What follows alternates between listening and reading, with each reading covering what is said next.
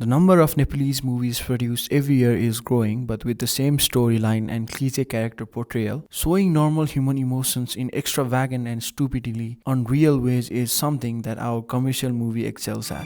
One example of such movie is Mero Hajur 2, directed by Jhanna Thapa, produced by Sunil Kumar Thapa, and written by Harihar Adhikari, which revolve around the story between Prem, Saleen Maan Bania, and Maya Samrikya Aral Saha on how their childhood love is rekindled.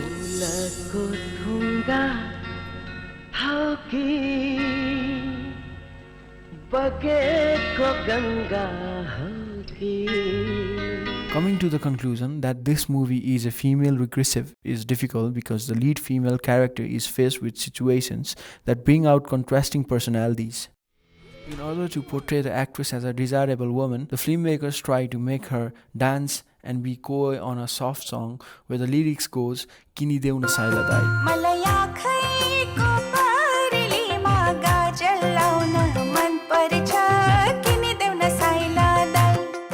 The liner costs around 100 rupees. She can very well buy that on her own.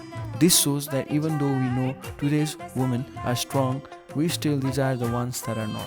In some sequences, she is shown as a strong woman who can stand up for herself whenever needed and doesn't wait for some Prince Charming in slow motion.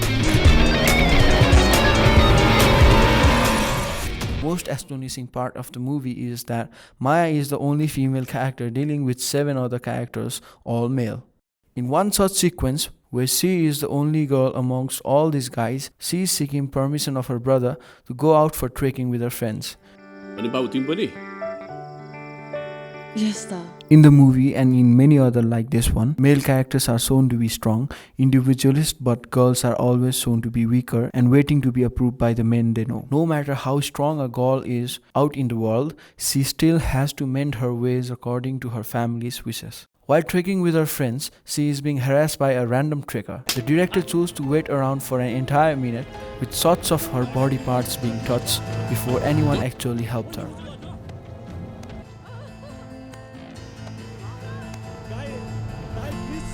Just like any other movie, the writers of this one too found an action sequence really necessary in order to portray Prem as a strong man and glorify his masculinity. Also, the revealing flowy dresses, camera movements focusing on the actress's body, and unnecessary love song shot in a beautiful location is really pleasing.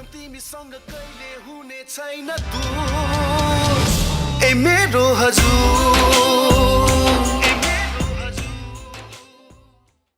Maya again stands up for herself and finally against her brother and tells him to stop degrading her in the name of her fiancé wealth and lifestyle.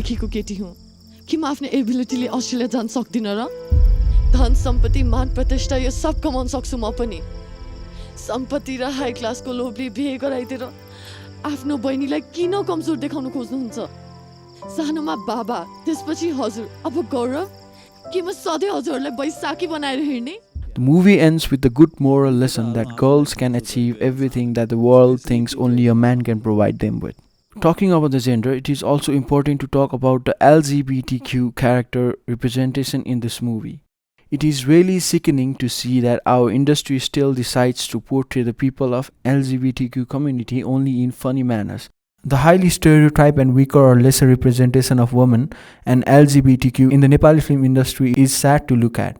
The regressive portrayal of the other genders leaves a deep and subconscious impact on our audiences. We hear cases and complaints about racism and sexism against women and LGBTQ members on almost a daily basis, and such movies and representations share a certain blame for it.